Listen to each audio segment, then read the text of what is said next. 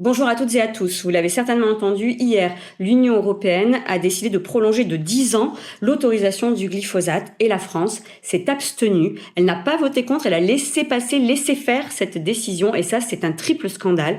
Un scandale démocratique d'abord parce qu'Emmanuel Macron s'était engagé en 2017 à interdire le glyphosate dans un délai de 3 ans, donc c'était avant 2021, chapeau l'artiste. C'est un scandale écologique parce que bien sûr ces produits ont des conséquences catastrophiques pour la qualité de l'eau, pour la fertilité des sols, mais aussi pour la biodiversité. Vous vous souvenez peut-être de cette étude du CNRS parue en mai dernier qui nous révélait qu'on avait perdu un quart de nos populations d'oiseaux. Et pour eux, le premier responsable, c'était justement l'emploi massif de ces pesticides.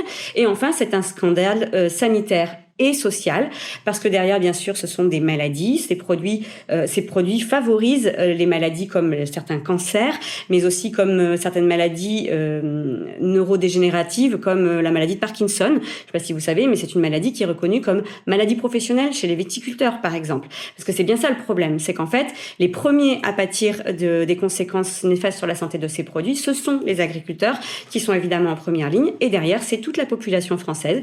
L'association Campagne Glyphosate avait lancé une campagne nationale d'analyse d'urine et sa conclusion, c'était que 100% des Françaises et des Français avaient du glyphosate dans leurs urines étaient donc contaminés au glyphosate. Voilà, donc chapeau, encore une fois, c'est une belle victoire des lobbies agrochimiques contre l'intérêt général. Emmanuel Macron donc continue à donner des permis d'empoisonner à Bayer, Monsanto et leurs copains.